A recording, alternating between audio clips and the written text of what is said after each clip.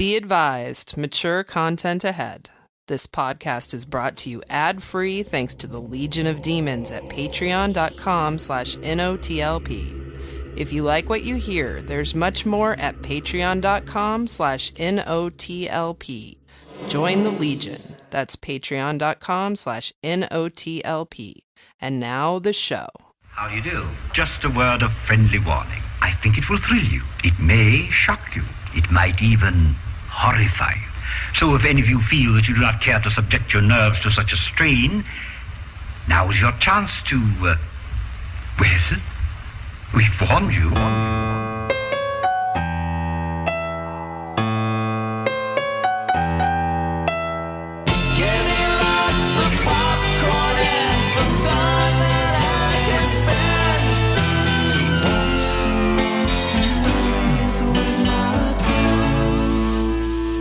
Welcome to Night of the Living podcast.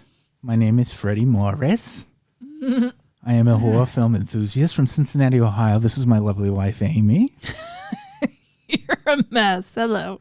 These are my very good friends, Richard Kelley Kombrinck, author, good to meet you, film critic, and Andrew Hung Esquire, our legal representation from the firm Totally Hung and Hung. So, is that three names or is it two names? Is there a guy named Totally Hung and Hung? Yeah. Or is it Totally Hung and Hung? It's three guys, totally hung and hung. Yeah. But Hung's totally hung. What an odd name. Totally. Totally. See anything you like? It's John Totally. And I need to find a place to shit. I have a place for that. Right now. That's from Halloween. Oh. Yeah. Oh my God. Okay. Yeah. You know what's real gross in Halloween is when the boyfriend, when they're going to the house, right, and she's supposed to be babysitting, and Bob's like, first I'll tear your clothes off, and then I'll tear Lindsay's clothes off. Who's the little girl? Yeah, well, it's a She's joke. babysitting, but still. I'd make that joke. Would you? I would. You'd be I like, make a lot of jokes. that's a gross ass joke. Bob was gross. Kelley, I'm glad I've he's known you dead. Yeah, I've known you for a while, and I've never known you to make a joke about ripping a child's clothes off. Well, I haven't had the opportunity. Oh, I'm To just rip a saying- child's clothes off? I'm just saying, I got his joke. He's just being over the top. Yeah, you think so? Sometimes you like to go over the. Yeah, I don't think he really meant it. Bob Did was you a really bad think he man. meant it? No, he doesn't believe that. He was like a 30 to 40-year-old man dating a high school girl is what it looked Was he? like. He just looked like. He just looked old. regardless if you meant it or not, you don't joke about ripping a child's clothes off. Different strokes. Yeah, different comedy strokes. Comme ça. Maybe I move on. That would be nice. So anyways, this is a show about horror films. We're going to talk about, because it's staff picks, we get to do whatever we want in the month of January because it's our birthday and it's our precious. So it's my pick this week, and I created my own anthology film by selecting 5 episodes of Inside Number 9, which is my favorite anthology series that is currently in production. I think it's good. very, very, very good. Yeah. It is. It's very, very good. I've never seen an episode I didn't like. Some are better than others, but they're all very good. They've done 5 series so far. These are the same fellas that did League of Gentlemen, if you've ever seen that. It's really a really, really fun English show that's similar to Kids in the Hall in that it has these absurd characters played by a very small number of cast playing multiple roles, and it has this kind of darkness to it. But unlike Kids in the Hall, it has a story, an arc that for all the characters that goes through all the series. But these guys have really refined it. They know the blend of comedy and horror and how that can go together so beautifully that when I thought about my pick for this year, that's why I had to do this, because it's probably the most impressive craftsmanship in horror I've seen in probably 20 years. Yeah, well, and I can't. When we talk about it, we'll have to talk about too. Like, not only are they good writers, but like they're also good actors. Yeah. It's just a lot of talent that seems to go behind this. Yeah, definitely. It goes behind it. So and make sure that its pants are pulled up. And roulette is Kelley this week, and you had, what was it called? Camp Cold Brook. Camp Cold Brook. Not to be confused with Cold Creek Manor or Cold Stone Creamery. Right. It does sound like a yogurt Or company. Stone Cold Steve Austin. Stone Cold Steve Austin. Chili Willy. Casper the Friendly Ghost. CC and BB Winans. The I thought we CNC were naming Music cold Factory. things. Well, we've moved along.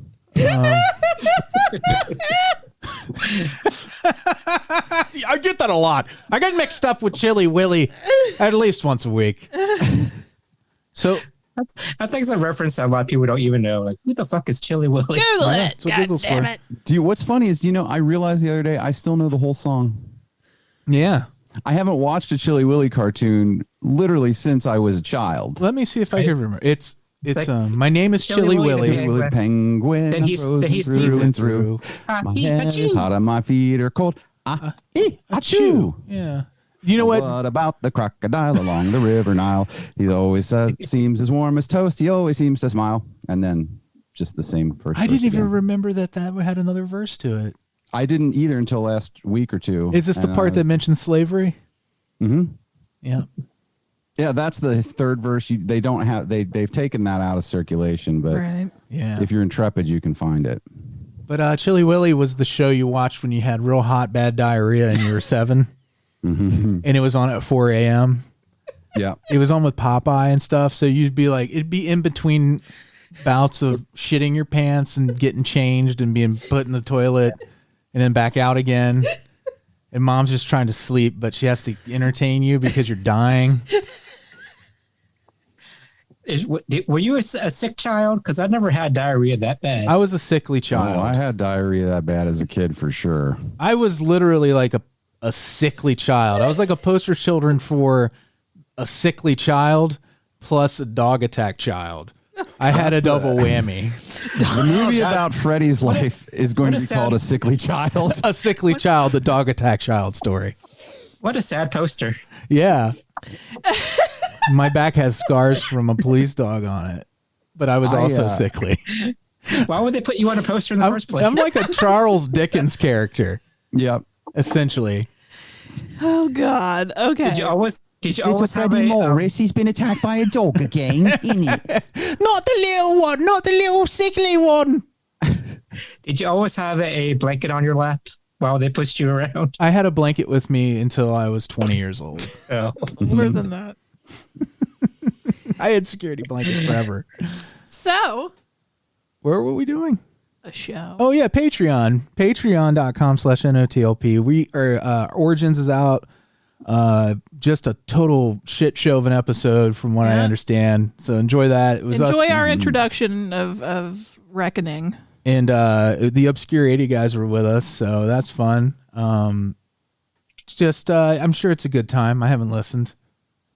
But it's a reckless time. It was a different time. It was a bad time. And Andy has a doozy of a question for us this week for Topicana, which will come out Wednesday, and that's 3. Strictly with the way you define gender and sex and everything. Now, I don't even know how to pose your question, Andy. I think Andy will pose. I think what you're looking for is 3 people who are not of a type that your you are preference. attracted to. Yeah. Yes. Basically, you switch teams better. Yeah, it's just don't overthink it, babe. Yeah. You broke me. Think of dudes. Yeah, you're thinking of you're stepping on landmines. Are we being too binary? No.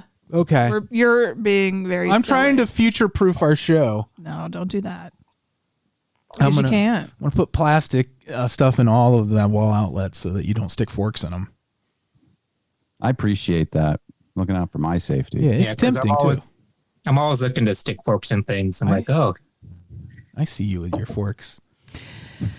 So how was everybody's week? Nobody insurrected this week. Yeah. We're just dealing with the fallout of the last insurrection.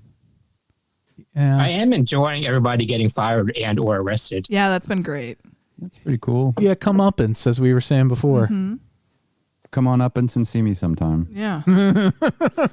You know how to whistle, don't you? I do. Yeah, you put your lips together and blow. I'd pay I'm trying to tuppence do it for right a now, but I can't whistle. Freddie, are you the only one that can whistle? Yeah. Well, I just whistled. Hubba, Oh, you hubba. did? Yeah. Oh, okay. You did. Can you guys do that thing where you make steam come out of your ears and your collar starch out and go sideways and curl up? I tried to learn how to do that so many times, and one time I got like a little bit of like just a puff to come out of my left ear. And I thought my collar moved a little bit, but I've never really been able to do it like those people do at like sporting events and stuff. I had an aneurysm. Oh, you did. Well, you're doing okay now. Yeah. I pushed so hard. My That's the collar thing. went at the same time the vessel exploded, but You have I to didn't get any relax. steam. It's a weird, you have to relax and push all at the same time. That's how it's such a difficult, you either have it or you don't. I feel like cartoon characters are setting unrealistic role models for our children. Yeah, we should write a letter. Like the forearm expectations from Popeye alone. Yeah, but we all wanted spinach after that. And you should want to eat spinach because spinach is delicious. When I was a kid, But I that tied a dog leash around my neck because I wanted to be like a Smurf. Okay. Do they have dog leashes around their necks? No, but I needed to get the right color. Oh, I gotcha. I was in my little white shorts They were like, and my why does no this kid shirt. know about autoerotic asphyxiation. Do I remember the Smurfs right? That they just have little white pants and nothing Yeah, else? little white pants and little white hats, no shirts. That's not very erotic. What's her nuts out of what's her nuts out of shirt and pants? Or she had a dress. They're white dress. pants. They're wearing Smurfette, white yeah. pants. That just All of 'em. occurred to me. And not only white pants, but they're like white leggings. Yeah, they're like, super tight white pants. with footies. They're like the bottoms of really like spandex footy pajamas. And they got feet like baked potatoes. That's swollen. That's from eating all the sugar. They're dressed like like they're in a Bob Fosse like dance number, like just tight pants, no shirts on. Yeah, they wouldn't look like mind Roy that. Scheider. No, I know it'd be great. They Right? it seems like a very comfortable way to live. Wouldn't you all love to see Sweet Charity with Smurfs? Yeah. Is this Sweet Charity one about the prostitutes? Oh man, I'm not 100%. I only know the musical numbers from that and the dance numbers because they're beautiful, but I've never actually watched the movie. Yeah, It's got Shirley is that- MacLaine in it. That's the one with Hey Big Spender in it, right? Yeah. Oh, Yeah. that's got great music. Yeah, I think Great. they're all It's- like prostitutes, aren't they? So we want to see Smurfs as prostitutes. Absolutely. I thought they were. So, A coven of prostitutes. French cartoons. That's what I'm going to say as an exclamation. When somebody describes something that is shocking, I'm just going to say French cartoons. That's awesome. I hope you do. Yeah. Make Old that a time thing. exclamation. Yeah. well, have you guys seen is it Danish? I love a Danish. With his giant penis? Haven't seen it. Oh, the cartoon. Yeah. Yeah, I saw a clip from it. And it's so innocent, yet It is. so fucking filthy at the same time. There's this Danish cartoon where the guy has a giant penis that like has a mind of its own, I guess, and Oh. Yeah, but it's not about- sexual at all. it's more about like how to control that. He uses it like a prehensile tail. Yeah, but it's his penis. But it's it's for also children. it's not naked either. He has a special sock.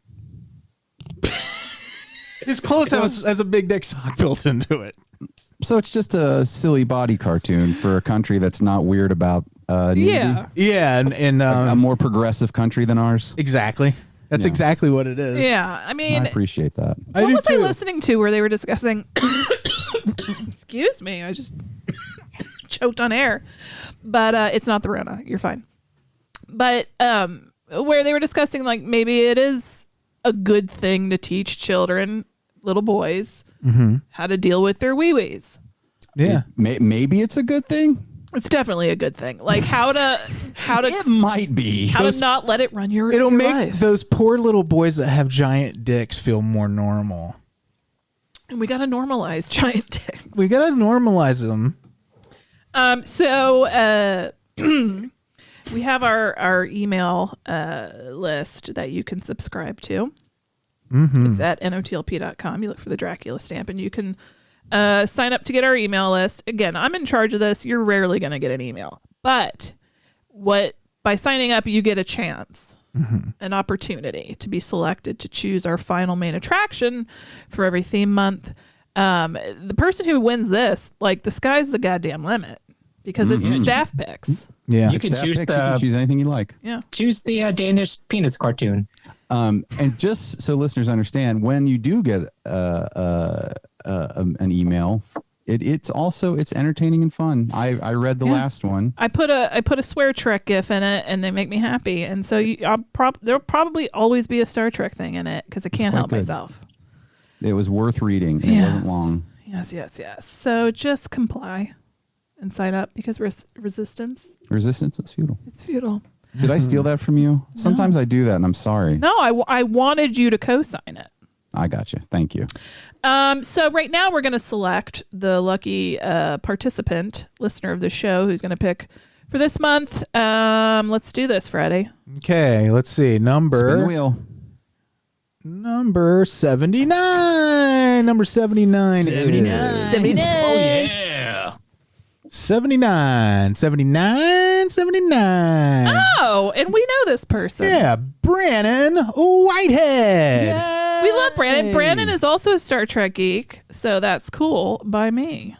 I am very interested and excited to see what he will choose. I'm super excited because he has very interesting tastes. So your only rules, it can't be something we've covered in the last, while.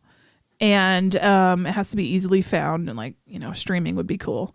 And that's all you have this time. You could do TV shows like Freddy's doing, but again, keep it to about the time span of a movie. So like Freddy picked 5 episodes and you're like, yikes, but they're all 30 minutes long. So that's 2.5 hours. So those are your rules. No rules, just right, except there are rules. So be right. What? Yep, I got it. I couldn't have been clearer. You took my brain and you took it. Couldn't have been clearer, you guys. And then you stood on it. Now my brain is broken. Somebody get Freddy A new brain. Non-broken brain. Non-broken. We have to go to the brain dispensary. The brainery. I just made a Young Frankenstein joke because I just saw Young Frankenstein. Abby normal for the brain. first time?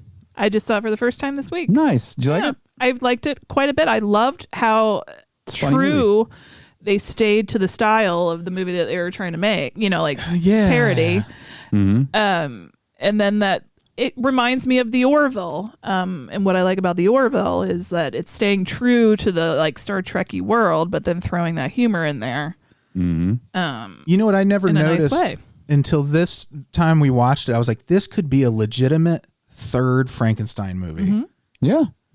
If you watch the original and Bride, and then this is the third one, because when you watch when you watch Bride, it has some very funny, absurd moments in it that don't feel so far off what Mel Brooks ends up doing.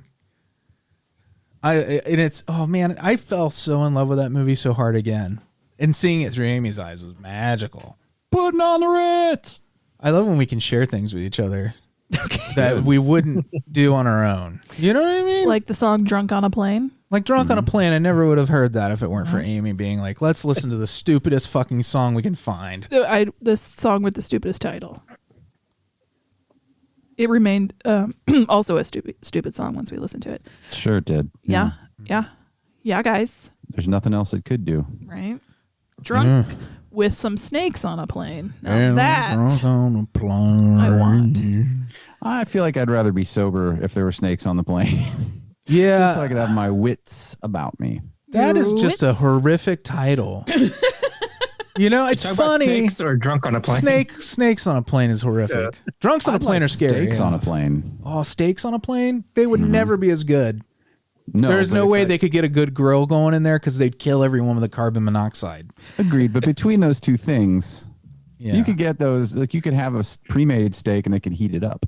What if they sent a jet fighter to get the steak freshly from the grill on land? All right. And then they sent Steven Seagal through an umbilical tube like they did in Executive Decision.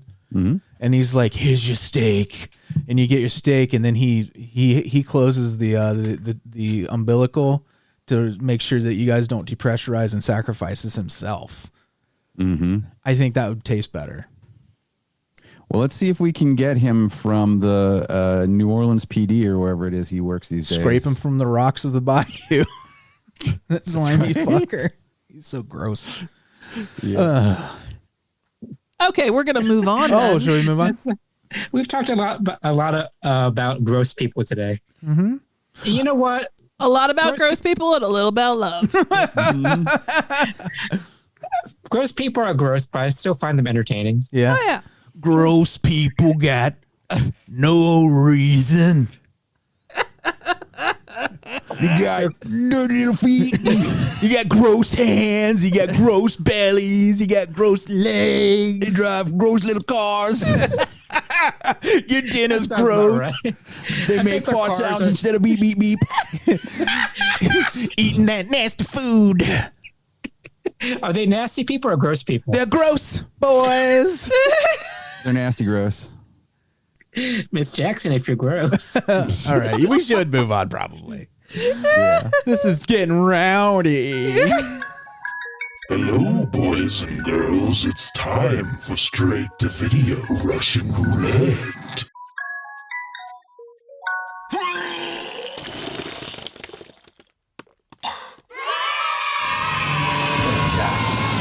It's been a great run. 3 seasons in TV is saying something nowadays. Reality TV just doesn't have the legs right now. We're on the cusp of something really big. We're about to shoot it now. What is it?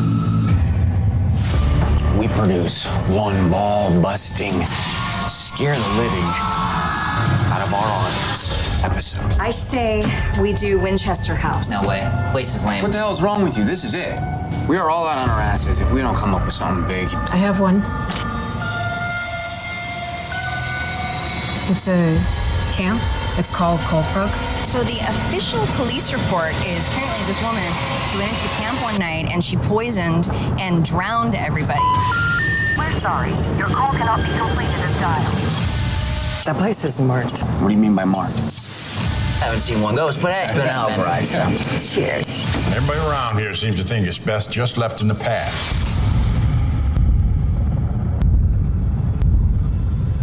All right, folks, let's do this. We got a lot to do. Let's get her done. Let's make this home base. You got no cell phone service up here, so once we're gone, you're on your own. We're in trouble now.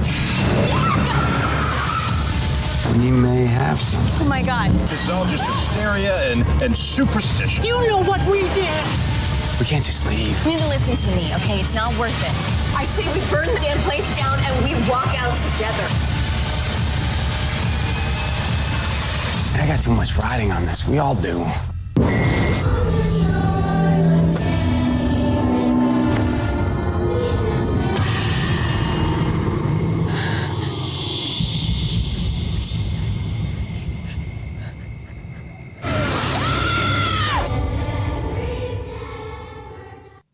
That looks fun. So now, the trailer's okay. It was not. I thought the trailer made it look like I wasn't going to like it, and surprise, I did actually like this movie. Oh my gosh!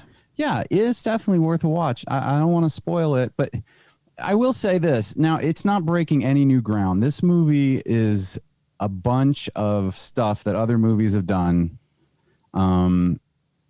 A lot of well-trod tropes, and you've seen all of this before. But what's cool about it is the acting is actually good. Mm-hmm. The characters aren't they use a lot of ghost movie tropes, but then they leave a few aside that I appreciate them not using for this kind of movie. And basically, to give you just the quick and dirty rundown, is that Camp Cold Brook is about a ghost program, a very much Ghost Adventures type thing, and they are struggling and they're threatened with cancellation, and so they want to pull one more big episode out to try and get themselves one more season. And they find this place called Camp Cold Brook in Oklahoma, where there was this horrific mass murder that took place of children. And so they decide to go there and check it out. Some things off the bat that I appreciate. So already you have like some, what's that movie? Grave Encounters feels. There have been a bunch of those where they did like found footage movies that were basically ghost adventures. They all have Zach Baggins type hosts and they're always kind of assholes. What I like about this right off the bat is like he kind of is styled even a little similarly to that Zach Baggins. I think they're trying to give you that feel, but this character is not a douchebag. He's actually like a good dude. He's down to earth. That's another thing I appreciate. Like the characters and everyone, they felt for this kind of movie, they felt very real and natural. I have notes actually. Let me. Oh, he's got notes. I son see. of a bitch. When we were watching the trailer, I noticed. Did you write him in Klingon by accident? Oops. Mm. It's a Horror Hound Film Festival winner from 2018. Yeah. Nice. Well, it deserves it. I wonder if somebody watched it or reviewed it back then. That'd be funny. I don't know. It would be funny, wouldn't it? So they have. So he has a small team, just like all of these. It's him, a woman named Angie, a woman named Emma, and his director of photography named Kevin. And again, you're like named Kevin. Your Kevin character is sort of again, he's sort of the comic relief. You think he's going to be the douchebag, like, yeah, I'm a scoodly doodly doo, and I make wise cracks, and I'm annoying, but he doesn't really come off like that. You always kind of understand where he's coming. I mean, he is a bit of a dick because he thinks he should be doing movies instead of this. But you get the idea that they're all kind of. I will spoil this for you, listeners. Another trope is that usually in those kinds of ghost adventure type movies, the crew, or at least the main person, has never believed. They just think it's bullshit, and they're just exploiting the idea of paranormal research to get, people to watch. And at this point in their career, Jack, who is the main fellow, he doesn't believe anymore, but he did. That's why he started. He had a passion for this, and he appreciates people who do believe. He actually wants to find something and has always wanted to find something. But at this point now, he says, well, I don't believe anymore because we would have found something by now, which I think is kind of a nice, it's a little bit more mature, I feel like, than the way it looks, or like a movie like this kind of has any right to be. So they go off to Camp Cold Brook. Camp Hal Holbrook. I would go there. He's lovely. He was a lovely man. Or is he still alive? Oh, I'll check. He is not. He's not. But now that I said he's not, he probably is. Oh my God, you just resurrected him. So still alive.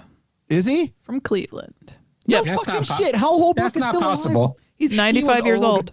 He was older when we were kids. He's 95. Yeah. When he was on Designing Women and she was dating him, I'm like, why is she dating that extremely old man? I really did think he was dead. I thought I feel like I remember all of these people who aren't dead dying. Like I feel like I remember the announcements. Berenstain died. Nope, still alive. Still Berenstain. Still doing Mark Twain monologues, but just in his house, probably on his lawn in his bathrobe. Because now he thinks he's Mark Twain. Sorry, Hal Holbrook. I do love you. I mean, it's true.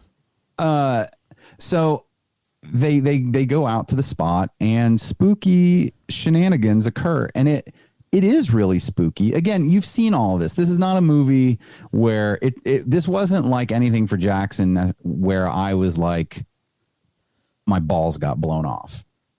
but I was pleasantly surprised at how grounded it felt, how spooky it really was. The camp they used, it really is either an abandoned camp or a current camp that they made look abandoned, but it had a feel of, I feel like in some of these, they make them look like fucking Old West ghost towns. I mean, there are a lot of cobwebs, but this camp looked like a modern, like you would go there because the murder happened in 1991. Mm-hmm. So it's also not like one of those movies where they're like, back in 1941, a man went crazy and electrocuted a bunch of fourth graders. I do like that where it's like a contemporary ghost because people have been dying forever. Yeah.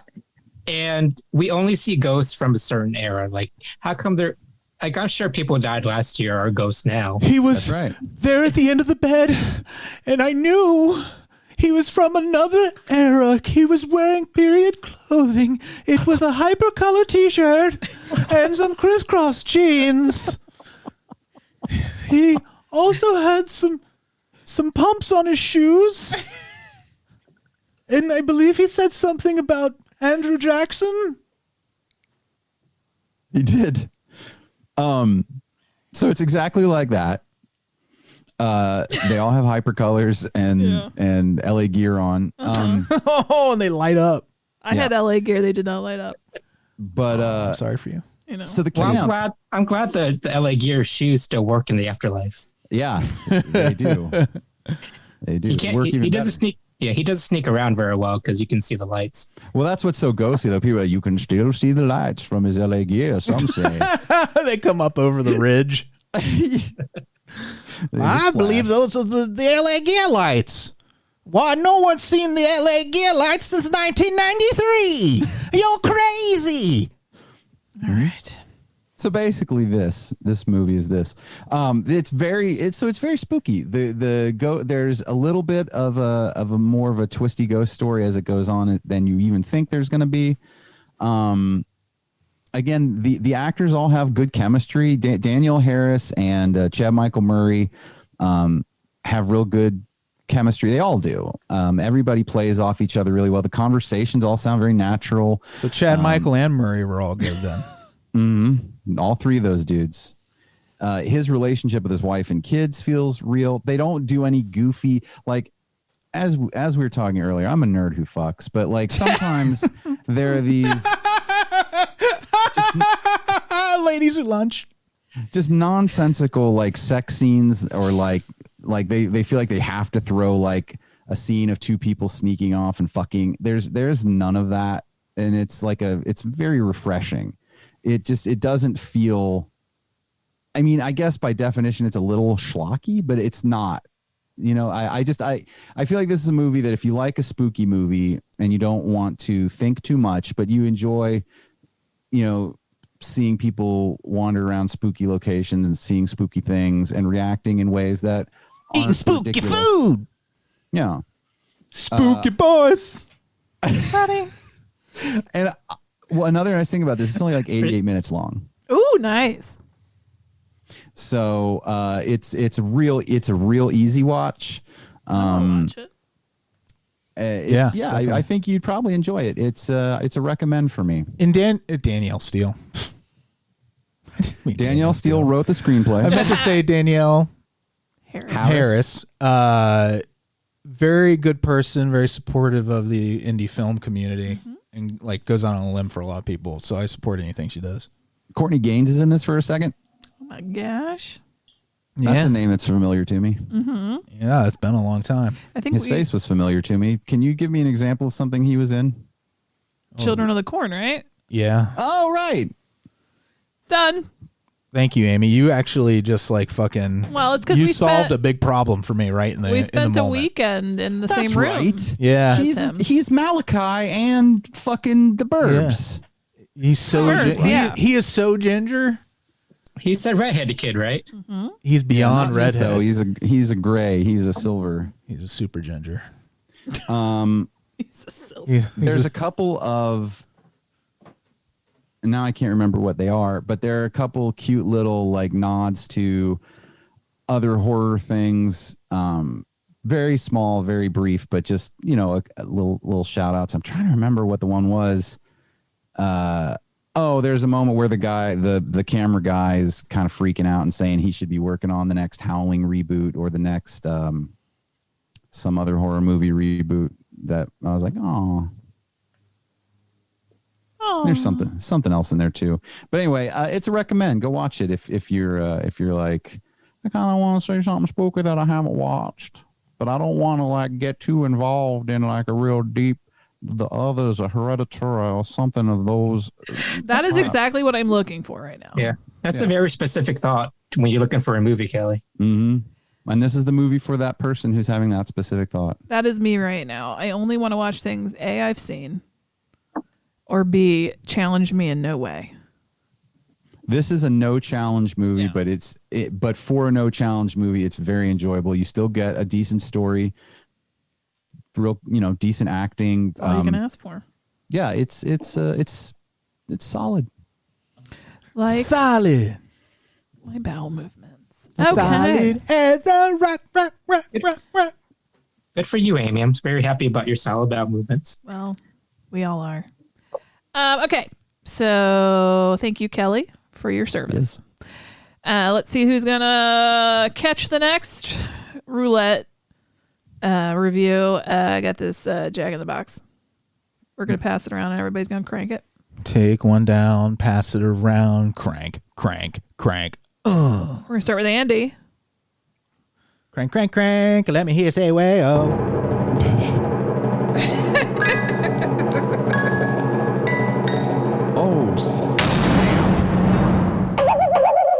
Did I get jacked? Did I get jacked? You got jacked. You got boxed. Ooh, I'm jacked. Ooh, look at me. Wow. Jacked. He's so jacked. You, my dear friend, my brother from another mother, are going to watch a little movie called Little Joe. It's on Hulu. Little Joe. Alise is a corporate plant breeder. Against company policy, she takes home her newest creation. I was working as a corporate plant breeder. That much is true. A flower capable of making its owner happy. But as Little Joe grows, so too do suspicions that it may not be as harmless as it seems. That sounds like an interesting plot. Feed me, Seymour. A lady director? Now I've seen everything. Where do you bury the survivors? Little Joe, it's on Hulu. Andy will bring you his thoughts next week. Is it spelled Little or Lil? Aww. It's Liddle. Little. No. Is it? No. Oh. It's spelled like the word little. Little. Is this one of those Hulu dark movies? I don't believe so. Is there going to be how many questions we got here? Little Joe versus Mighty Joe Young sequel, like a crossover later? What about Little Joe versus the Little Volcano? Versus Harvey Milk? All right, let's move on. I gotta go pee. Okay.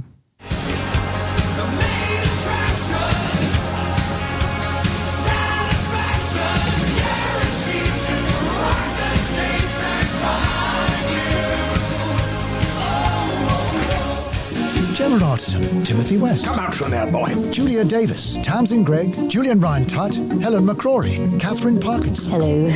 Anne Reid, Luke Pascalino, Tim Key, and many more star in a new series of comedies. From Risha Smith and Steve Pemberton. Come and get your lollipops. Something wicked this way comes. Apparently he hasn't got a mouth. Inside Number 9 on BBC Two and BBC Two HD.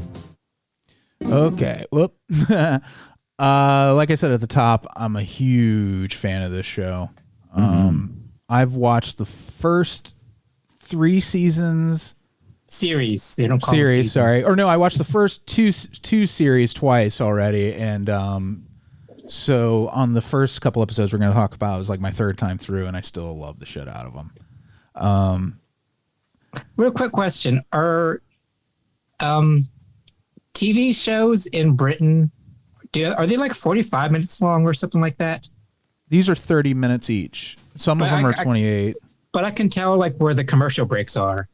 So do they, when they air them? Oh, I see what you're saying. 45 minutes? Yeah. They I don't know. I don't know like if this was like how they would have. And I noticed like when they have like 1 hour, like in America they're like 1 hour episodes, but they're like 50 minutes with commercials. Right. But they're like 1 hour shows are an hour, but when you add commercials, they're like 1:15. It's like that time when we were apart for 5 days, but it felt like 12 days. But you know what I'm saying? I think they just have weird time. It's not such sticklers for exactly getting things started. Like, they're like, if it goes over by a few minutes, it's no big deal. I don't think they have commercials on the state-run BBC 1s, 2s, 3s. No, There I mean, are you no pay for that. commercials on the BBC. That's true. It is part of your taxes. You pay for it. Anyway, Okay, I'm inside just number confused. 9. Yeah. Freddie has been screaming about this show in my face for so many years. Yeah, it's been And 6-7 years now. I have to assert my own. This show's been out for 7 years. Not to interrupt you. Yeah. Okay, go ahead. Okay, I'm reclaiming my time. I yield 30 seconds to Amy Morris. I yield 30 seconds to the gentleman from. So I just, it's one way I can assert my own personality is by denying him these things. But You're not the only one either, because I've been pushing this show like it's a hot new street drug. Yeah, but you're for very 7 pushy. years and nobody hardly watched right. it. I'd be like, fine. this is the most amazing Yes. show, and they're like, yeah, you like a lot of weird shit. How many? Well, Freddie, you recommend a lot of stuff. I do. You incessantly are telling people, watch this, do this, look at that. I'm like the little boy who cried wolf, but I'm like the little boy that cried, hey, this is cool, check it out. If it makes you feel any better, the boys recommended this to me a year or so ago, and Does it make you feel better?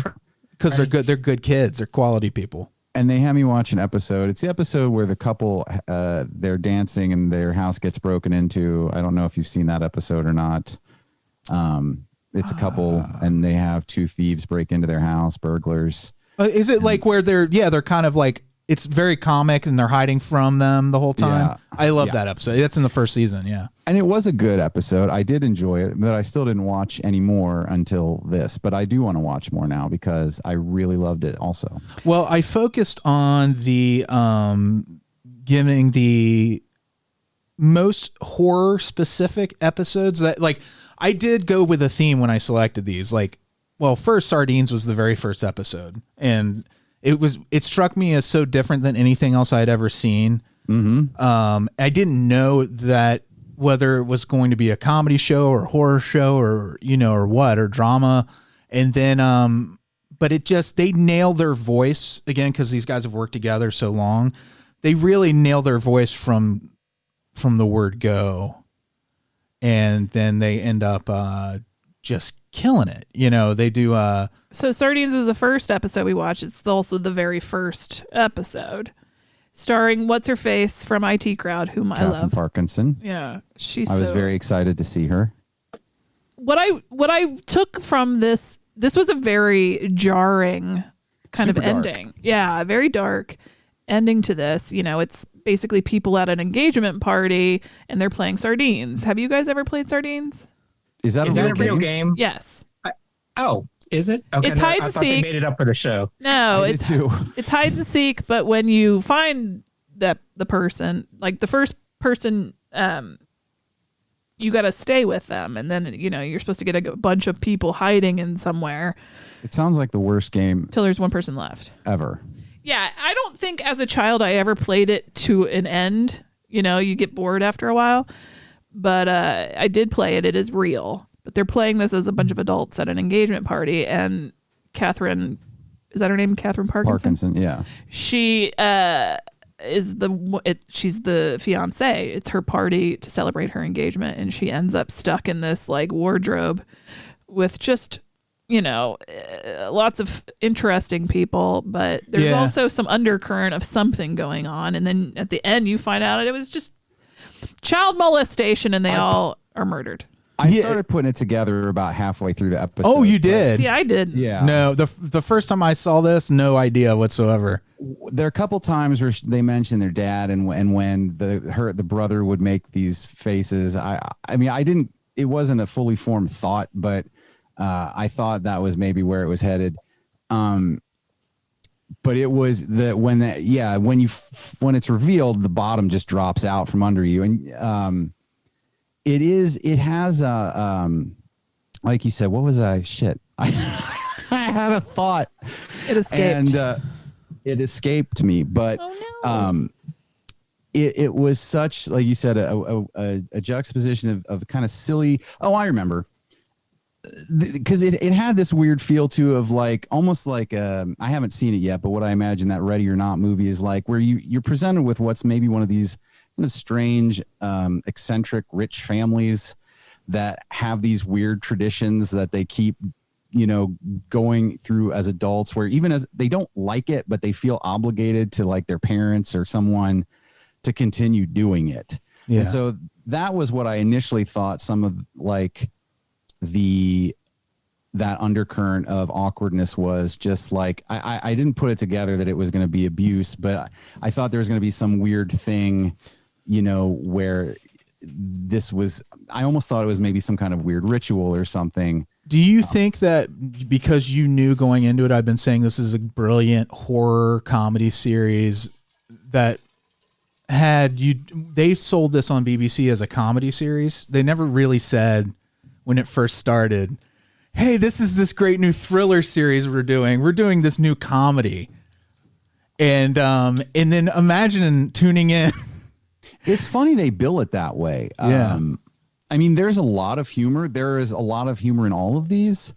And it's really good. They are really funny, but like I wouldn't put that anywhere. I wouldn't even call it a horror comedy. This is so Twilight Zone. Alfred Hitchcock Presents. Tales of the Unexpected, I think, probably really inspired this. Roald Dahl's Tales of the Unexpected. It feels a lot like that. I definitely get the Alfred Hitchcock Presents more than any. That reminds me more of that show than any other, I think. Yeah, exactly. So it's weird that they bill it as a comedy. But it does work as a comedy. Sure. It's funny, sort of. Like every episode has some humor in it. There's some moment that's very dark, but like it's that inextricable thing that happens when horror to me is perfect. It is funny inherently in its absurdity. So like a great horror usually is also very inherently kind of funny from a different perspective. No, I agree. They really nailed the tone to just a perfect T. Yeah. Well, can I? I'm probably gonna offer like the only opposing opinion because I felt like all these episodes needed some editing. They just, to me, like they just dragged out the bit for a little too long, and then the ending just showed up. Like, hey, like in the last 30 seconds, you were shown this like. Well, it's the O. Henry style, right? It felt a lot like short stories, like short, weird tales. I just don't think the build up to it didn't pay off because it was just so sudden. Because it could be, again, the kind of episodes I picked all are very, for the most part, are very similar. Enjoy it as much as. Well, no, what I'm saying is though, like that's symptomatic. What he's saying is not wrong. Like it's a matter of taste. Like somebody might read these as being very slow, and then here's the twist at the end. And I could see somebody coming away from it feeling that way. It's like I love a slow burn, but it was slow burns. I feel like they build up to something, but this one there was no build up. It was for Sardines. It was just a bunch of people having awkward conversations. You know what though? On a second viewing of Sardines, you'll catch that all of that's related to why he burns the building down. Okay, I get. I mean, but I guess like Amy said, the ending was just so jarring. Yeah, that I didn't expect it. I mean, so and it was just so sudden too. Like all of a sudden, you see him lock the door and put the lighter fluid out there, and I just think it should build. The ending should have been stretched out a little more. Maybe it's Steely Dan all over again. Well, I get you. I do think it built up. Like I felt like they were giving you a lot. Like I felt like there was a mystery being built as we went through, and each conversation added to it.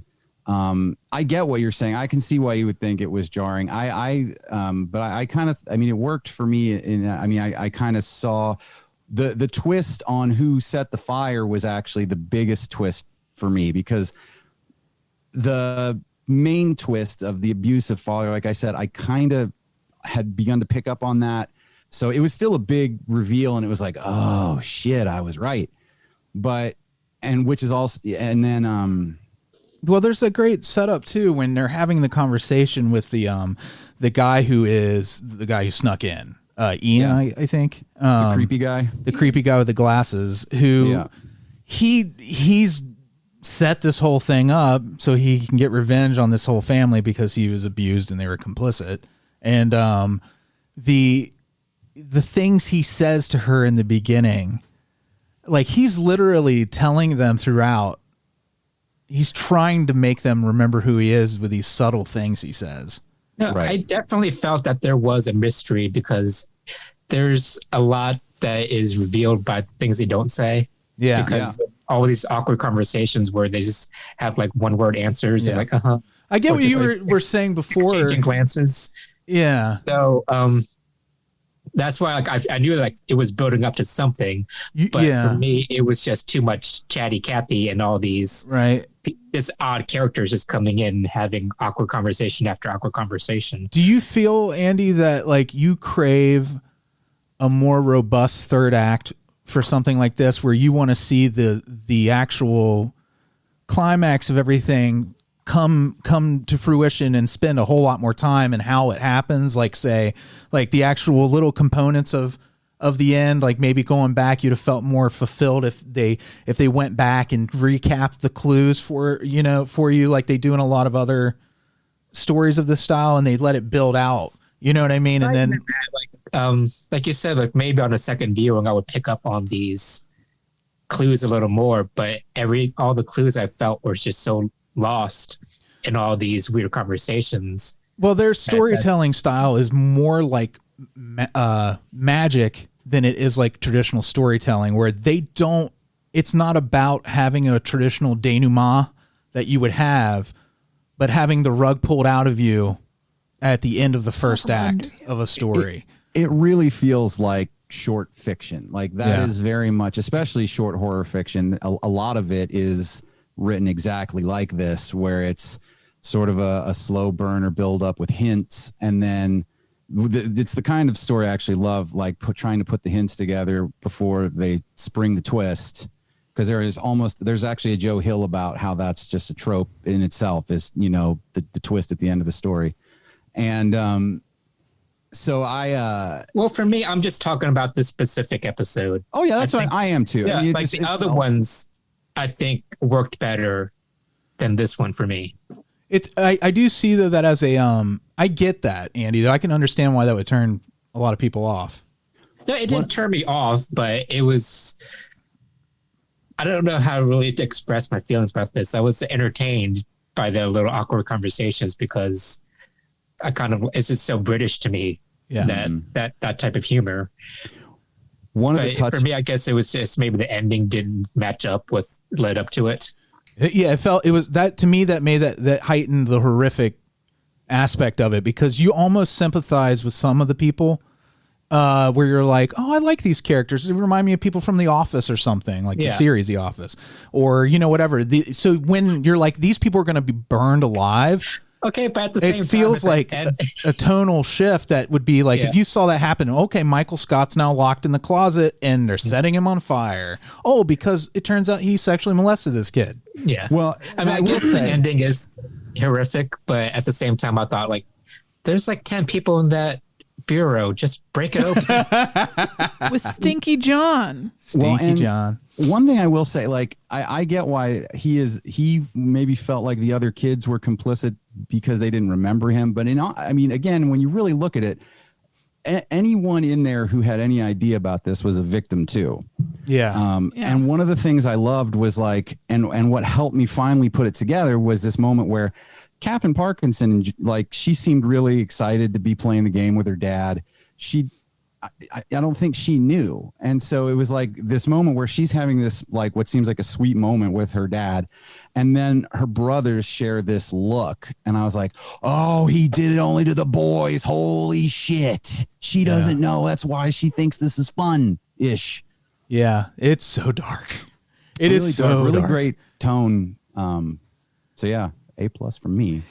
The next one. Anybody else? Anything else about Sardines? Amy, did you want to say something? I think you were gearing up to say. I was gearing up to move on to the next one, but then Freddy okay. All right. The next one is this one is probably, of all the ones I've seen, I would consider this the most classically a horror story.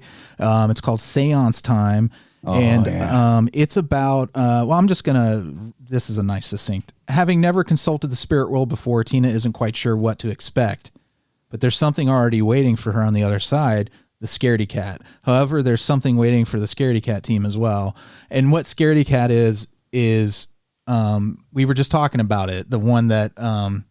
Scare Tactics. Scare Tactics, thank you. It's like a prank show. It's a prank show. A horror-based prank show? Yeah, and it's hosted by this... He's a prick, Hives, who... He's... Something went wrong years ago. They got canceled because this kid was on their show and he pissed his pants, and then he was subsequently bullied. You kind of get the feeling maybe he was bullied to the point where he killed himself. Well, yeah, that's exactly what happened. Yeah. Like they just laughed at him, and then he jumped in the river. Yeah. Oh yeah, he did jump in the river, didn't he? I forgot they blatantly say it. But he's bringing the show back, and what you think is just the episode starts off. You think you're just going to follow this chick Tina through a seance, but then you learn later that it's all a TV production. But then a real ghost. What's so spooky? Up. It is. It's great because these guys are great at misdirection, which is funny because one of the episodes is named Misdirection. But the misdirection in this episode, I think, is pretty great. Did you not see that coming though? The twist? What do you mean? I knew that specific twist. No, I thought I didn't know. I thought I thought originally when I watched this that Pete, the character that Steve Pemberton plays, who comes in, the kind of working stiff guy, I thought he was going to murder him. Okay, because I'm not going to be like one of those guys that say, "Oh, I saw this coming a mile away," but I saw this coming a mile away, because I feel like it's a very common trope where like these people walk into a situation where they think it's fake, but then turns out it's real. See, the reason I didn't, and you know what, this is part of it, might have been I watched the series, I binged it. So they train you away from expecting that. If you watch, like, start at episode 1 and by the time you get to the seance, you've been trained not to expect it. So again, it becomes the unexpected in context of the series. Expect the unexpected. Does that make sense what I'm saying? Rather. So like, you're like, oh, it's never really a ghost on this show. So then they do this episode and you get a real ghost story. Okay. Then it's like, fuck. I thought this was their most straightforward episode, I think, that I've seen so far. Yeah. It reminded me of Ghost Watch in a lot of ways. I think that's why I maybe could predict the ending. Yeah. Because of things like Ghost Watch and other things. Like, I think it's a common story where, like, it turns out, the thing that they're faking is real. Yeah. Yeah. I did. And this is like I said, the first one I kind of started to pick up. This one, I didn't pick up the specific twist, like Freddy said. I knew there was going to be one, and so I thought, again, the most likely scenario was either A, there was going to be a real thing, or B, there was going to be a murder. And those were but I didn't know how it was going to play out, and I didn't have any idea. It's like going on a roller coaster. There's going to be a loop. There's going to be a big drop, but you don't know where they're coming or what direction you're going. And what's nice too is the clue they dropped about Pip. Like, sometimes in things that's so obvious, you're like, and maybe like, again, I didn't exactly work that in to. Yeah, it didn't feel of consequence, right? They're real good with that too, like leaving these little hints around that just seem like almost throwaway lines, and then it comes back. In a lot of ways, this is kind of similar to Sardines, in process. Very much, yeah. It's very much the same kind of idea. And I'm sorry, go ahead, Amy. I called it Amy Kelley just then. Amy Kelley. Is this something we need to? Well, discuss? only if I do it in the height of passion. Oh, okay, then it's We fine. don't need to discuss it. Kelley, you don't worry about it, Amy. I won't. You just stop thinking about that. I won't think about it at all. I was just gonna say. Whatever, you will. I will. Like the little touches of the like urine puddle, and he's like, "Hey, there's some water on the floor. Somebody needs to clean it up." And I'm like, "Oh, that's ghost pee." Yeah. That And was then- eerie. Like, because it's inconsequential the first time you see it. It's just a puddle, and it's weird that it's there, but it's not a big deal. And the guy and them talking about he's real weird about they never get their water either, which is kind of like it's an interesting just little piece of the theme that maybe there's something to that because it's about somebody losing control of their bladder. And the blue dwarf is a great character. Like he was actually pretty scary looking too when they first revealed him. My favorite part of this episode is like all the conversations they had about working in the industry and the behind the scenes stuff. I thought that was very like Christopher Guesty. Yeah. Well, also but the end, like I said, it was just they threw it in your face all of a sudden. Yeah. And that's why like maybe the problem I have like the same thing with Sardines, like here's the ending, bam, then you're done. I just love it though. I love how the endings work. These this is the kind of show you go back and watch a second time, because in this one, like the whole thing with them complaining about, well, first they make the actors seem like divas, but all they're asking for is water. Yeah. Basic stuff. And get out on time. And it's just showing at first you're supposed to roll your eyes at them. Right. But really I never rolled my eyes. I thought what they were asking was very normal or like not out of the ordinary. Well, I've had the same office chair for 13 years. Now I'm not in the office right now, but I asked about getting new chairs a while ago at work, and I was told, "Are you nuts? Why do you need a new chair? They're like really expensive," and they rolled their eyes at me. Am I a diva? I just wanted a new chair. Yeah, but you're programmed to think when you see an actor as the talent and they're asking a working person, "Hey, bring me a water." That's part of trying to put you on a side right from go, because there has to be that conflict there, right? So they try to like pit you against them in a way to make them kind of buffoons. But they were treating the actors pretty badly too. Yeah, they really are. That's the juxtaposition, I think. And I like too how at the beginning you think the actress who's the PA is going to be the main character that you follow, and she's been in so many things. Alice, she's great. What is her name? Alice Lowe. She is fantastic. Yeah. You think, like, at least I thought that was going to be our POV character. And so again, great misdirection there. Yeah, they pulled it off twice, right? Because at first you think it's going to be about Tina, right, or whatever her name is that comes in for the medium. Layers upon layers of misdirection, really. Yeah, all of these, and not all of them, but a lot of them. I'm trying to remember, how does the blue dwarf die? He gets hit, punched. Yeah, that's right. He gets punched. Right. Yeah, because again, another layer, Pete, right? The guy who shows up, who you think is going to be, connected to what happened on the old show. I thought when he showed up, he's like, "That was my son." Yeah, and I'm going to kill you. But no. Because when he first comes in, he breaks the string on the tambourine. And that was funny. Yeah. Yeah. That was pretty good. And then also, this is just showcases, I think, his talent as an actor, Pemberton. He can play these very like elitist characters, and then he can play this guy who looks like a construction worker, and you never have to hear him say it.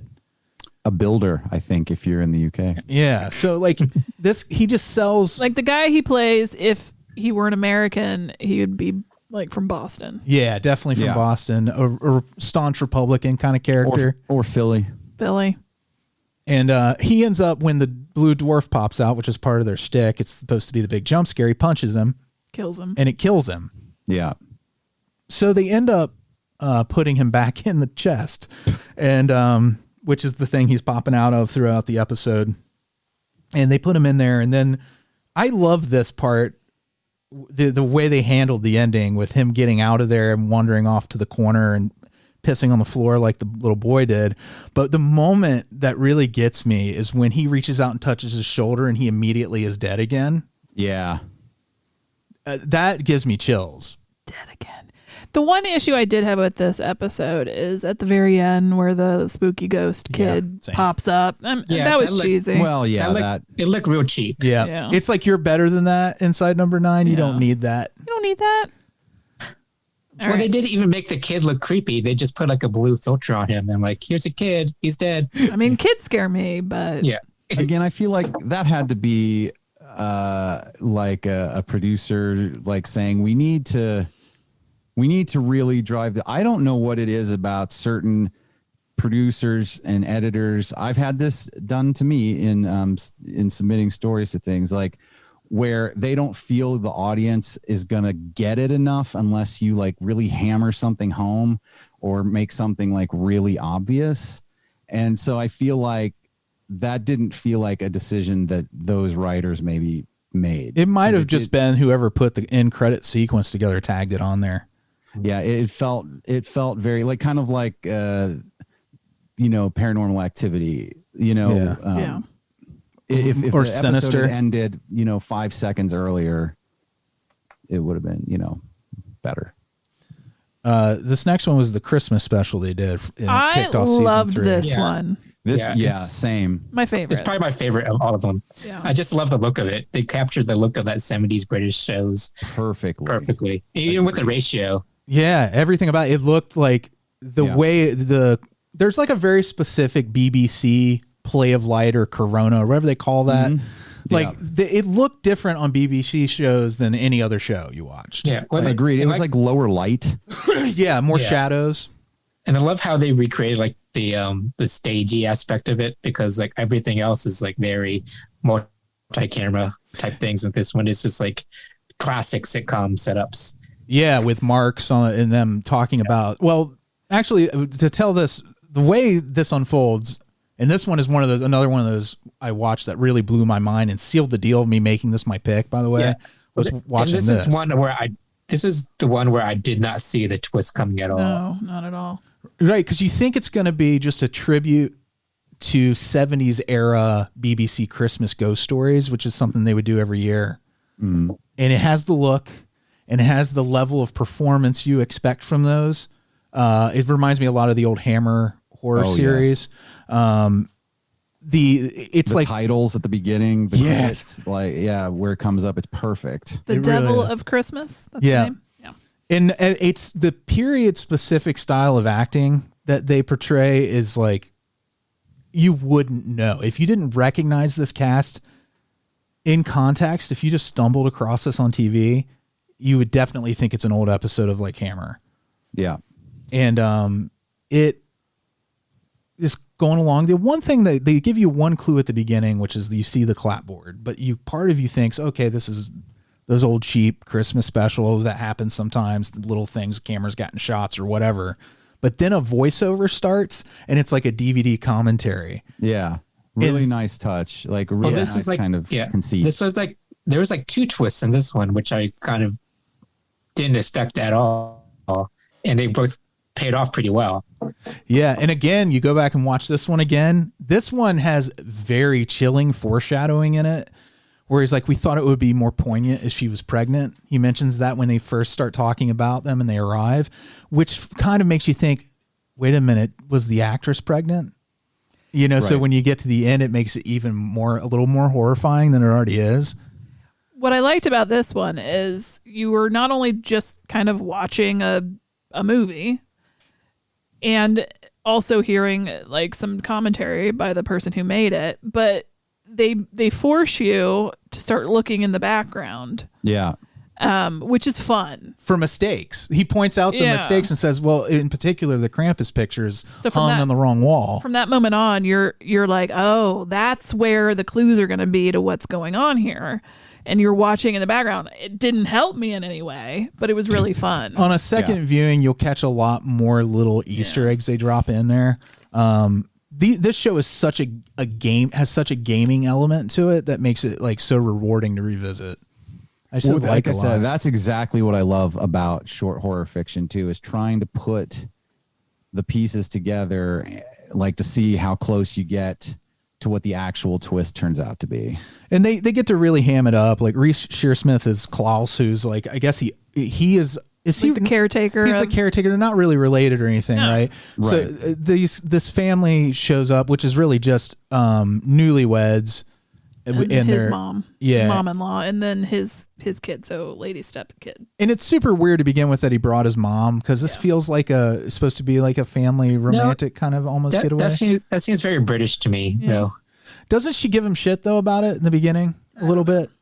I don't remember about bringing his mom, but and then they are told the story of Krampus, and then like what part of the story is you got to leave your shoes out, and if you get sticks, Krampus is mad at you. I don't remember. No, that's right. And the little boy does that, and then they get sticks, and then the wife, the pregnant wife, is getting very paranoid, is getting very into this. She thinks Krampus is after her or the kid, so they send the kid away with mom. But now Krampus is after me. And at this point, it's still very standard old school BBC Christmas ghost story stuff.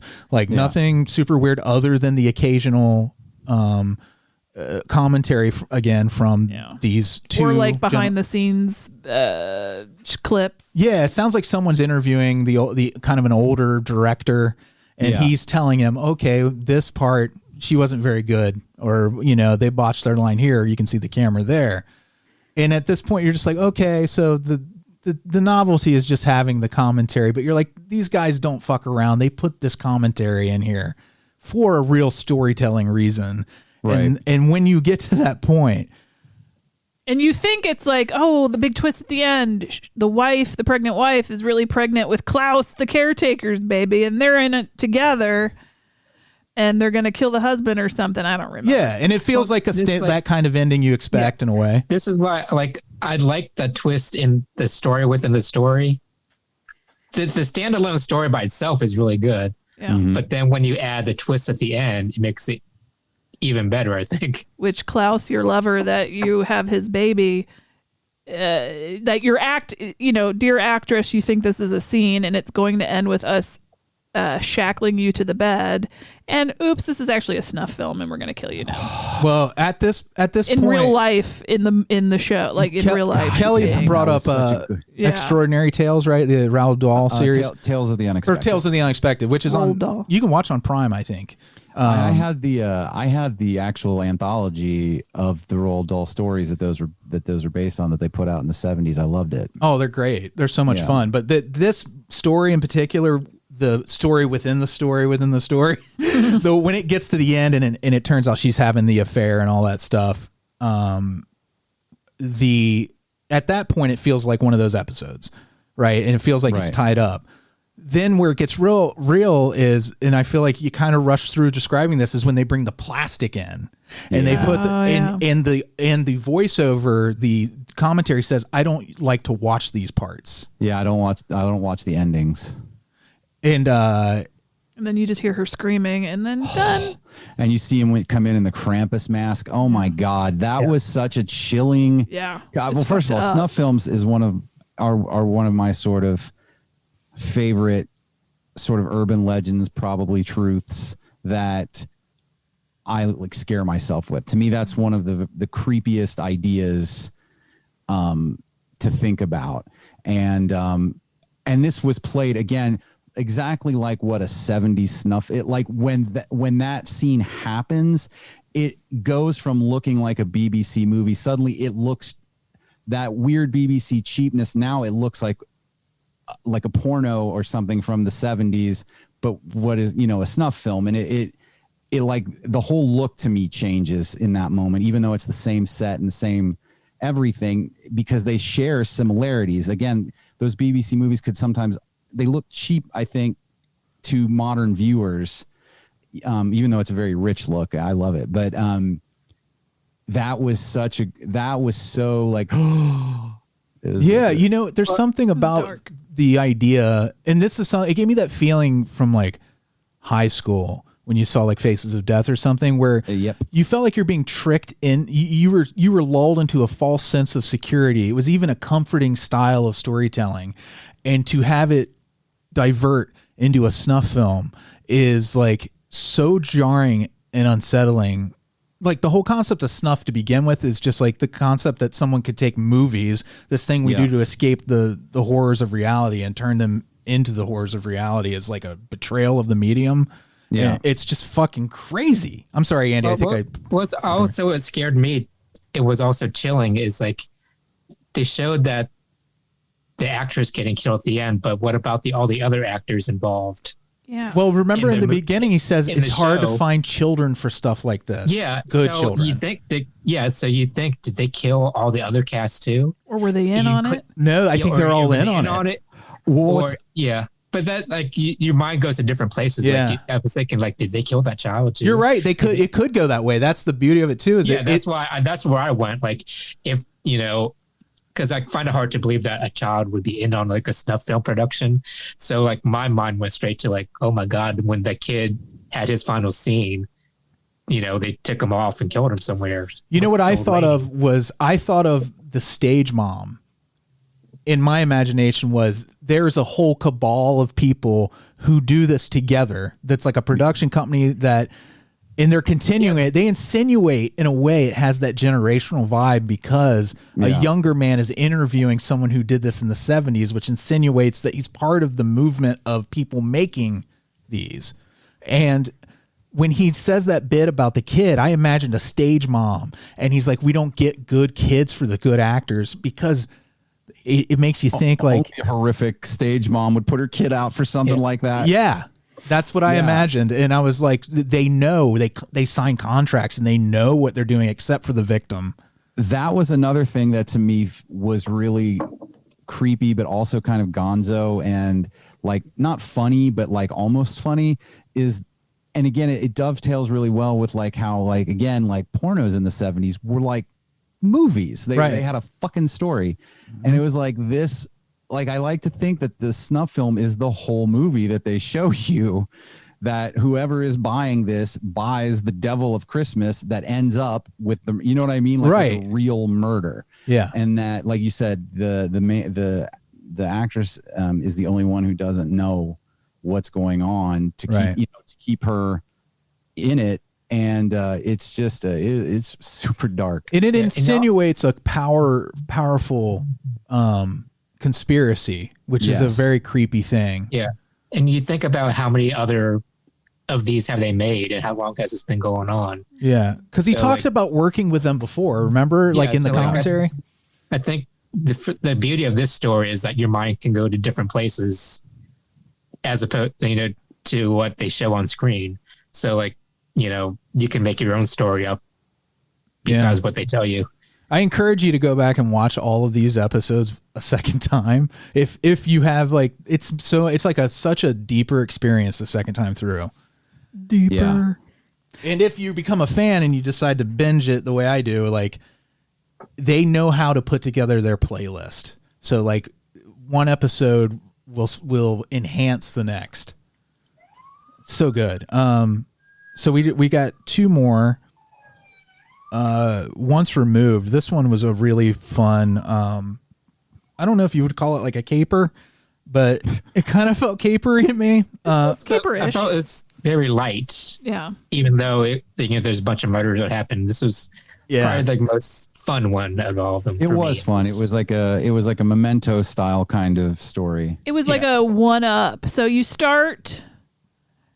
The whole 30 minutes is you're watching a scene and then you're watching what happened 10 minutes before that scene and then 10 minutes before that scene, 10 minutes before that scene, and it just keeps going back. If you saw the episode of Seinfeld, they did the same thing where they did an episode in reverse. Oh, I don't remember. At the beginning of the episode, Kramer has this little lollipop he's eating, and at the end of the episode, it's as big as his head. Oh, okay. But it's the same idea. And they keep changing what's going on through those through going back. Not like they don't change any of the facts; they change your perception of what could be. Yeah, and I kept thinking, like, is this the killer? Wait, this is the killer. Right. It was like a lot of red herrings where they threw out like who's doing this. It could have been anybody, but then the person you think is the killer turns out gets killed. It was like a narrative shell game. Yeah, And it really was. It was almost making me do too much.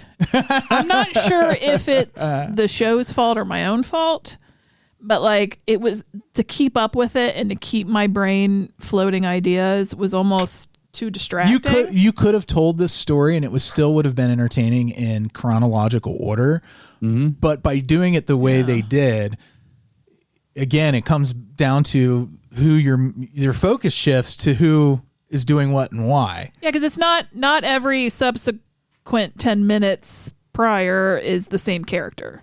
Right. You might follow a different character, but it'll always explain the biggest piece of the scene you're seeing. So imagine if this were a series of paintings and you see a painting and the first one is a lady showing up to sell a house. And the second painting is there's a dead body in the house. And the third painting is why is there a dead body in the house? And then the fourth painting is why that person arrived at the house to begin with. That's what this does, but it does it in these those 10-minute time increments, these little vignettes. But you should also check out the paintings that they put out to go with this episode. Oh, wouldn't that be funny? They do actually do special posters, like movie posters, like lobby posters. Yeah, they do lobby cards for the show, and they're really, really beautiful if you look them up. A lot of craftsmanship. This one, like if you're inebriated in any way, whatever your choice is, it's gonna make your brain go, huh, for a little bit. Or make your booty go whack. I was pretty inebriated. But this is the one where I didn't have to think about because it was just so light and fun. Yeah. Well, my brain's like searching the whole screen. Like, what should I be looking for here? Wait, what? Does he have the bandage on his hand? Okay, so then that was. I think it's me. It's not their shows. This is the more complex. It's what Freddy said. They're trying to probably make you do that when that's not part of this, because in previous episodes that's what they taught you to do, and now they're like, well, now we're not going to do that. Yeah, right. They're very good at staying ahead of what your expectations are going to be from them. Very clever writers. Clever boy. Is there anything else you guys want to say about this one? No, it's a pretty straightforward. Yeah. I love the way they wrap it up. Straightforward. Oh, yeah, it's and great. It's not, but it is. But it's not. Misdirection is the last one. This one's from the most recent series. Now, I hadn't seen the last one we just talked about. Once removed in this one, Misdirection. This was my first time through on each, so I don't have as much of a sense of what was foreshadowing necessarily. Yeah, well, this is probably, like, in my opinion, one of the weaker ones too, because I also saw the ending come up from a mile away. I really like this one, but it is my least favorite of the 5, I think. It's also a director they don't normally... This one was interesting. So... Oh, no, I take that back. This one was very heisty. Yeah, it's very oceansy. It's oceansy. It's like, all right, listener, you sons of bitches, get in, because we're going on a heist. Yeah. Sort of. What starts off kind of a sweet, you think you're seeing like this older magician teaching this younger one a trick. Mm-hmm. And I started to say harem scarum. A chair raising experience. A chair raising experience. That's the name of the trick. Yeah. And he says, I don't want to get rich. It's a great trick, but I'm going to do it at kids' birthday parties and I'm going to enjoy my grandkids and I'll just make enough money to get by. And the young magician, Steve Jobs to Wozniak maybe, says, but you can make so much money with this magic. And tries to talk him into it, but when he realizes he's not going to crack, he murders him to steal the trick, the notebook. Yeah, the notebook and the chair itself, all of it. Yeah. And then he would I'm sorry. Go ahead. No, the murder sequence I found hilarious. Just like he kept trying to do, he kept trying to kill him over and over again, but it turns out what he was trying to kill him with was magic tricks. Yeah. So they're like the rope he tries to strangle him with, it goes right through his neck. Yeah, and the guillotine that doesn't cut his head off at first. Yeah, it's not sharp enough. Yeah, but like one of the problems I had with this episode was like the tone of like this funny murder scene didn't match up with the rest of it. It was just the rest of it was just so kind of basic. Yeah, I'll agree with that. I felt like that first scene was the strongest. Yeah, the second half did feel different. It didn't match up the beginning to the end. This was the one time. This was the one episode where I felt like, and again, I still really like this. Don't get me wrong. I mean, this is still an A-level kind of TV experience, but compared to the others, this was the only one where I felt like, okay, let's get this where it's going. Like, after looking at the guy in his gray suit and his turtleneck for most of the episode, that was really funny. You look like a Satanist. But like it did feel like it was going on a little bit long. Yeah. This was my least favorite of the 5 too. So this kid comes like now. Okay, guy murdered the guy who stole his trick. Cut to how many years later? Yeah, and 9. he's Of course, famous. 9. Oh, it's 9. And he's famous for doing this trick. And one night he's just hanging out, and he has an interviewer coming. And it's a kid there to interview him. A kid who also is an aspiring magician, so he's going to ask him for advice. Not like a little kid, but like a 20-something. 20-year-old kid. Yeah. And like Colin. Yeah. So we've got our little turtleneck dude who's acting like any dude in a turtleneck and a sport coat would act. And he's rich and famous now. Like he's better. That trick that he stole kind of pushed him into stardom, and then it grew from there. He's like in Zeeb, and what was the name of the Penn and Teller duo on Babylon 5? Zeeb and Wooble or something? Rebo and Zudi. Rebo and Zudi. We need to stop talking about Babylon 5 because Such people are garbage. not gonna take us seriously. So anyway, so they kind of have this sort of sparring where like the kid's gonna show him tricks, but the guy's like, I already got you figured out. I got better ones, and I got this for you and that for you. And this kid, I don't exactly remember everything that happens, but the kid's a really good magician. I thought it was very good. Yeah. But then dude is like, oh, here's what you did. And you kind of get to see the trick reconstructed by clips, whatever. I don't know what I'm saying right now. It's very fun. It's like The Secrets of Magicians Revealed. Remember that Mitch Pileggi show? Oh, I loved that show. Well, and the funny thing too is, I mean, even though he is a murdering, stealing asshole, he's also a pretty talented magician. Right. In his own right, yeah. Without having stolen that trick, he's a good magician. And he even gives again, it's not just simple like this guy is a villain and he's got a twirly mustache, because he even gives the kid credit for doing the lift he does, taking his whatever it is he steals from him. I can't remember his ring. Yeah, his ring. Right? That's important. He gives him credit for it, but says he did it a little bit clumsily. So it is. I mean, it's well written and well acted and everything. It's just not as strong for me. It is kind of brilliant in that he had to be bad enough at doing good enough to impress him, but bad enough to make sure he took the real straight razor, got his fingerprints on it, that he got the ring. He had to fail at certain key points to succeed at the big long con he's doing. Because what you find out is that this kid is the guy he murdered's grandson, and he's here for fucking revenge. And that's some good ass revenge, Yeah, too. it really is. Because he basically sets him up for killing his wife. So good. Again, even though this was my least favorite, it's still way better than most shit on TV. Oh, absolutely. Like I said, it's still A level. It's just compared to the others. Yeah, it's a little more basic. It didn't have the style. It doesn't have the flair of the other 4 episodes we watched. But you get that great heist movie kind of thing where you get to go back and see kind of how it flowed and what you would have met, what you were being misdirected from.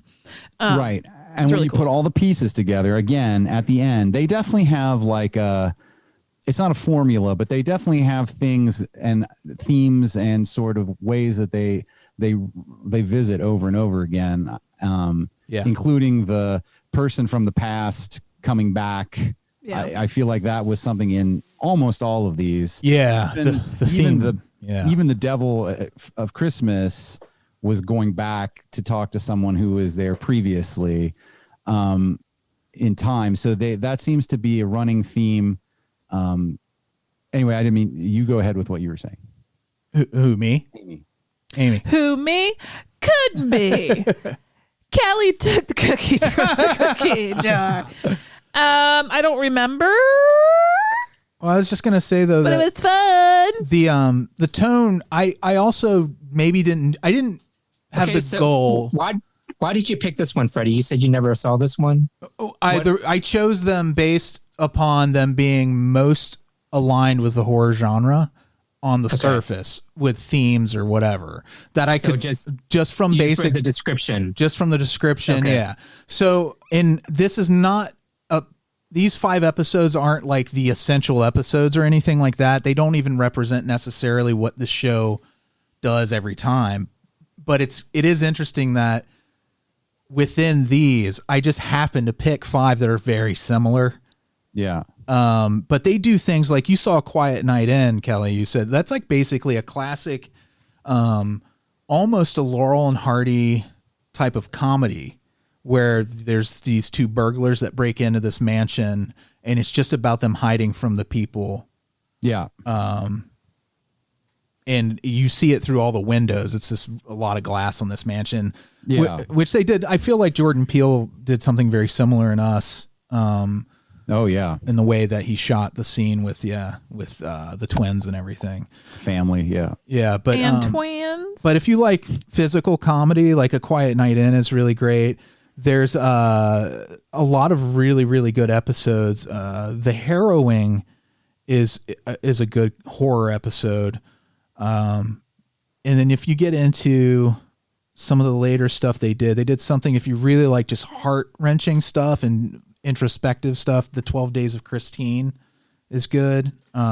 They do a few really just heartbreaking episodes that are just about love and death and things like that. Cold Comfort's one about a guy who works at a suicide hotline. That's really all right, intense. Freddie, you're not allowed to list all of them. Okay. I'm not Andy? listing. These are just special ones. Can I assume that there's like every episode's twisty? I mean, it's the style of O. Henry. So if you read any O. Henry, that's exactly what they're going for. Oh, Henry. There's always Henry. They will always. They don't want you to see the ending coming, even if it's just an emotional response and not necessarily a wow, that was brilliant. You know, it could just be, oh, I didn't expect to cry at the end of this, or I didn't expect to laugh. Yeah, they want it to have impact, I think. Yeah. Okay. Definitely check that out. Oh my God, Freddie, Kelley, one more. Diddle Dumpling is an episode I think you would really like. Yeah. Andy. Thank you, Freddie. Empty Orchestra for you. Empty Orchestra is about a bunch of office workers that go to a private karaoke room, like Jacob's Place, Tokyo Kitty. And it's just a drama rolling out about who's going to get fired. Now we're going to go down to every Patreon member, and you can recommend it. You're each going to get one. Well, thank you, Freddie. Do you hear my unbridled enthusiasm when I talk about this show, Inside Number 9? If you've never watched it, it's really good. It is so good. It's really great. I am definitely going to. We Alise and I both really enjoyed them. We are gonna add them to our rotate home. Rotate home. What if this was all recruitment for that snuff cult from the Christmas episode? It's a long con. It's dun, not dun, dun. I'm part of your long con. They call me Long Con. Ready. Long Con Silver. I'm up next. Long Cheney Jr. My pick is next. We were joking around a few weeks ago, and I was like, I'm going to pick Showgirls. Mm-hmm. And I haven't been able to get it out of my head. So we're going to watch and talk about Showgirls because that's awesome. That's what we need right now. We need camp, sleaze, fun. I don't want to think or feel. I just want to have fun. That is one of my wife's favorite movies. Yeah. I'm afraid that I'm going to take over the episode because I've literally seen this as much as like Steel Magnolias. I just want us to have a good time. It's so much fun. Bring it. It is. I was looking through. You got me so excited about Paul Verhoeven that Amy and I started having like a conversation about what our favorite Paul Verhoeven stuff was. And I found a movie by him I've never seen with Rutger Hauer and Jennifer Jason Leigh. I have to check it out. It's like a medieval fantasy adventure movie or something. What's it called? Flesh and Blood or Bone or Flesh and... I think you... Because you told me about it. I do retain information. I know you don't. I don't know what it's called. Oh, Lord. Okay. It's called Late for Dinner. Maybe you should start reading Beelzebub's while I look this up. This episode's been going on too long.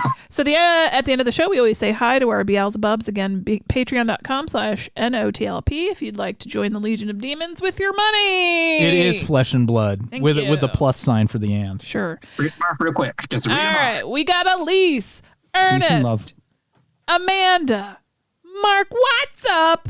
Blake, Bill, Farner, Tree and Alex, Jeffel, Iona Goodwin. I own a great one. Thank you. Win. I own a great win. Branan and Emily. Branan, we'll need your pick soon. We are eagerly awaiting it. We got Ghostface Billa. We got Blayne, Alyssa, Monica. Did you say Adam? Adam, Brian, and Carla. I love all of you more You're than I love our wonderful other people. children. Mm-hmm. Next week, You're the favorites. you're the favorites. Andy's going to do the thing, and then we're going to talk about Versace. I forgot about Bring your marbles. All right, y'all.